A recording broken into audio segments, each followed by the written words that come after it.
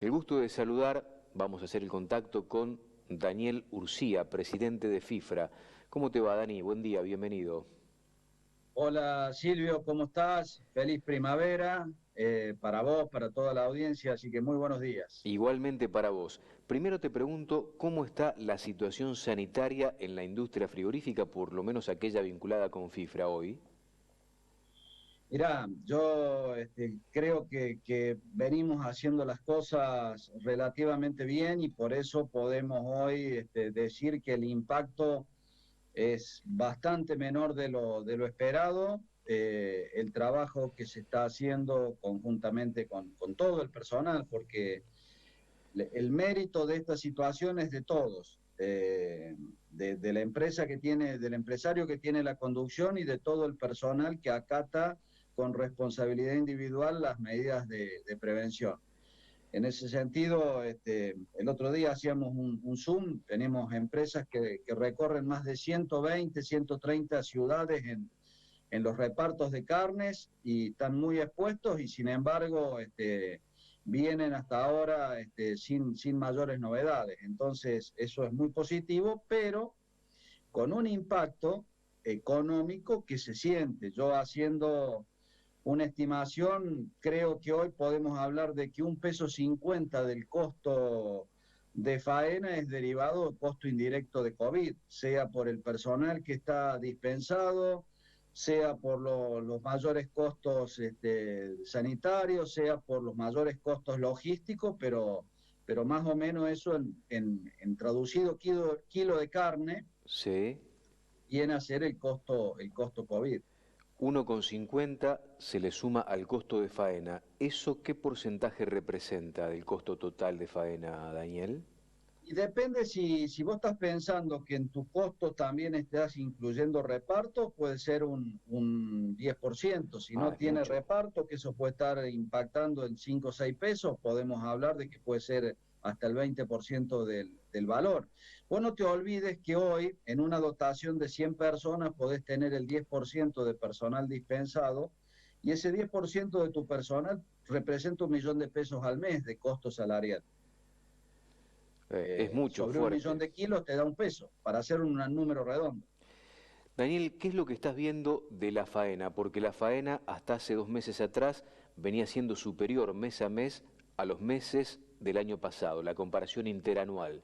Se cayó un poquito en estos 2 últimos meses. De todas formas, desde lo cuantitativo es importante el volumen de faena.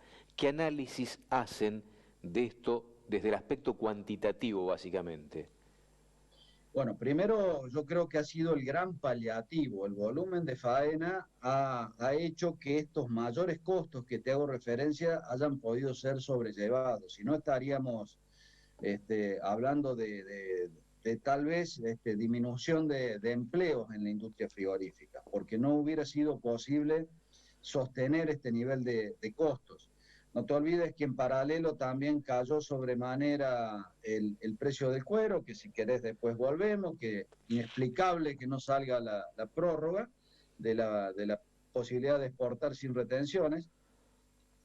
Esta situación de mayor faena, con un incremento del consumo interno al comienzo de la pandemia y luego resentido por la situación económica y apalancado por la exportación, que hace tiempo que venimos diciendo que la exportación la tenemos que mirar ya como algo necesario de la actividad, porque ya no es exportación o mercado interno. Tienen que ser las dos porque si no, no se sostiene el aparato productivo y no solamente en carne bovina, sino en porcina y aviar fundamentalmente. Entonces, el nivel de faena que venimos teniendo, el de agosto, que es el último dato que tenemos, ha llegado casi a los 60.000 animales por día, que eso es un número muy bueno. Incluso algunos analistas ya proyectan estar en orden de los 14 millones de faena para este año, que sería muy buen número de faena que no se traduce en rentabilidad, en posibilidad de reinversión, en crecimiento. Entonces, por eso las luces amarillas están todas encendidas, por eso hay que ser más eficientes que nunca, porque indudablemente el crecimiento de los costos sin ir más lejos, el incremento de combustible de la semana pasada, en todo lo que hace logística impacta. Como te dije la vez anterior, hemos hecho el acuerdo salarial y se están pudiendo pagar los sueldos en tiempo y forma, y el gremio es consciente de eso, pero el peso, el costo laboral total es significativo, entonces a la par de eso crece la marginalidad.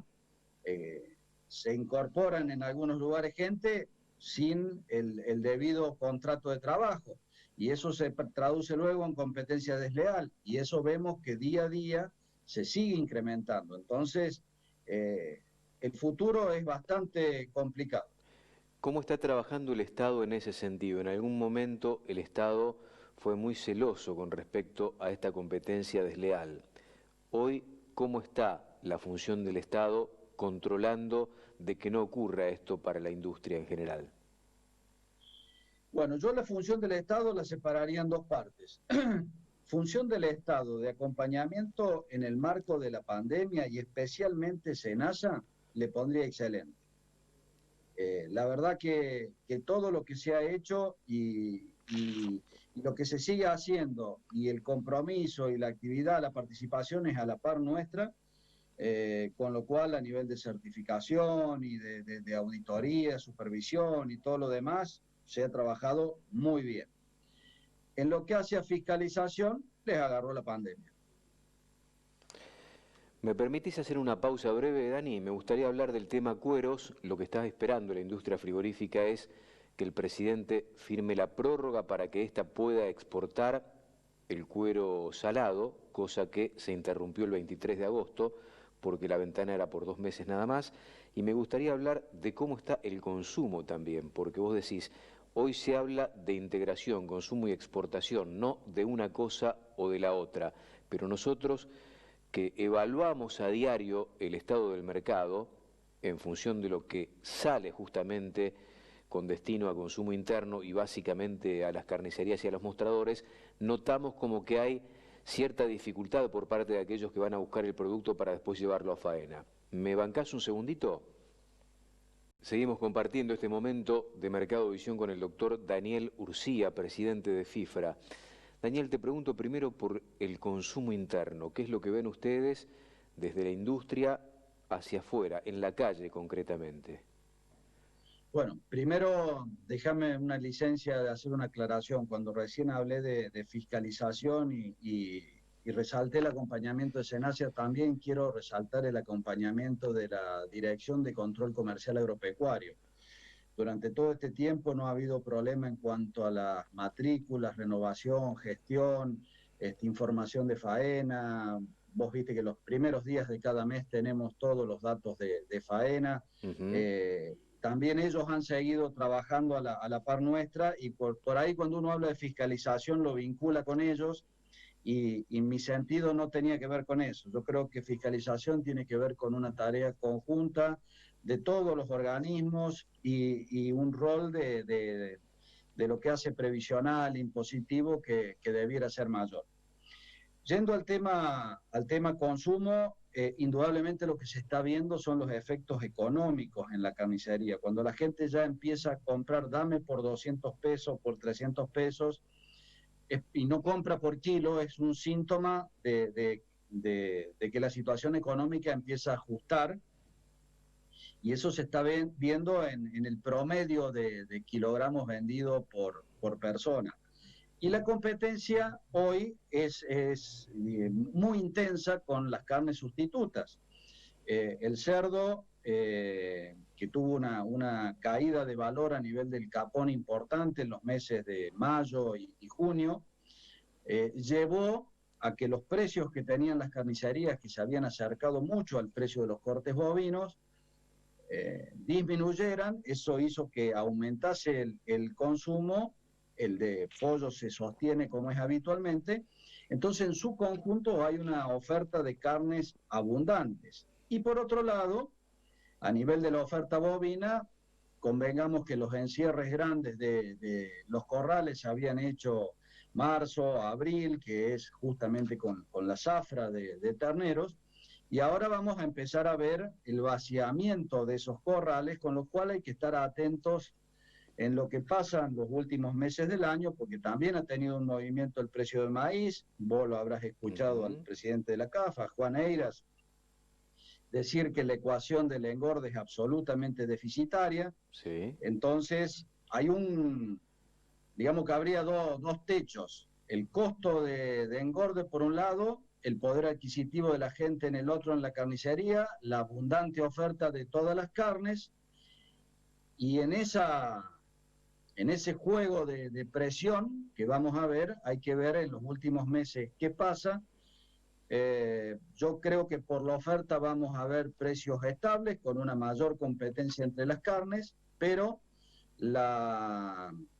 todo el andamiaje no tiene capacidad de absorción. Por ende, si el precio de la hacienda gorda sube en función de los costos, que es lo que debiera ocurrir, indudablemente se va a tener que trasladar a precios, porque en el medio no hay capacidad alguna de absorción, y va a ser un espejo de lo que pasa en el costo de la materia prima. ¿Cerca de fin de año estarías viendo una tensión por la hacienda terminada? Yo diría que sí, esa tensión la vamos a ver desde ahora. Necesidad de mayor precio a la salida del corral es real, Sí. no lo sabemos todos. Sí. Que no se pueda pagar porque no tenés reflejo en el poder adquisitivo es una situación coyuntural. Puede que se empiece a dar. Por allí, de repente, en la carne nos sorprende, vemos un salto importante de precio tal vez el mes que viene. Y no llegamos a enero. A veces uno proyecta que esto va a ocurrir en enero, febrero, marzo, y se anticipa. Lo que siempre tenemos que tener en cuenta, Silvio, la verdad que mercados con la transparencia en la composición del precio de la carne, no hay otro, por la cantidad de oferentes y demandantes que tenemos. El precio del cerdo cayó y subió puramente por el mercado interno, no está traccionado por la exportación. Quiere decir que hubo un sector que lo pudo pagar. ¿Qué pasa con el cuero? El 23 de agosto terminó la posibilidad de esa ventana de 2 meses para venderle al mundo cuero salado desde la misma industria que estaba vedado impositivamente en los últimos tiempos o históricamente. ¿Qué está pasando hoy con eso? Vos sabés que es una vieja lucha que tenemos para liberar los cueros crudos de derechos de exportación. Se consiguió esa ventanita de 60 días, que de inicio dijimos, 60 días no sirve, es buena la intención. Yo creo que es un cambio, no quiero decir radical, porque no son radicales lo que lo hicieron, pero es un cambio de 180 grados de lo que se venía haciendo. De hecho, yo me acuerdo que Macri lo ordenó en una reunión de la Mesa de las Carnes y nunca la ejecutó. Entonces empezamos a trabajar por su prórroga, y en paralelo algunas empresas, al no tener valor el cuero, apostaron a que eso iba a ocurrir. Y concretamente una empresa del NOA, un frigorífico pequeño en una provincia que no tiene antecedentes exportadores en general, consiguió las habilitaciones pero quedó fuera de la ventana, es decir, llegó a concretar su exportación porque ya estaba comprometida con el comprador, fuera de la fecha de agosto que vos indicaste, del 16 de agosto, y exportó por $18.000 y pagó casi 6.000 de derechos de exportación. Entonces, cuando estas cosas ocurren en este país, la señal que damos es de desidia, de negligencia, de impericia. No nos debe ocurrir. Si decimos por todos lados que necesitamos dólares, si estamos ante un producto que, si no se hiciera eso, termina en algún lugar y no en las mejores condiciones de disposición, lo que tenemos que hacer es alentarlo, evitar generar estos costos improductivos. Hoy se recupera menos de 20 centavos de dólar por kilo por ese cuero exportado. Alcanza para pagar la mano de obra, la sal y la logística, porque todo eso es tremendamente caro. Hoy tenés más o menos unos $1.000 de movimiento de puerto por contenedor. O sea, cuando nosotros decimos que Argentina es cara, que no es competitiva, Estamos hablando de la sumatoria de todos estos factores. Cuando además le sumamos una demora administrativa injustificada, porque no le entendemos el argumento en este contexto. Cuando en la ventana de exportación el 80% de los cueros crudos fueron exportados por curtiembres. Esto quiere decir que ellos están sobrestoqueados y lo necesitan. Ahora, si se vuelve a cerrar, ¿qué significa? Que estamos colaborando con un negociado. Me retiran el cuero gratis y luego lo exportan crudo cuando les abren temporalmente. Y nos han dicho los funcionarios que ese no es el interés de ellos. ¿Y por qué no firman entonces? ¿Qué te dicen cuando vos le preguntás por qué no aparece la firma del presidente? El trámite administrativo, que en otros casos es super express, en este caso es super slow.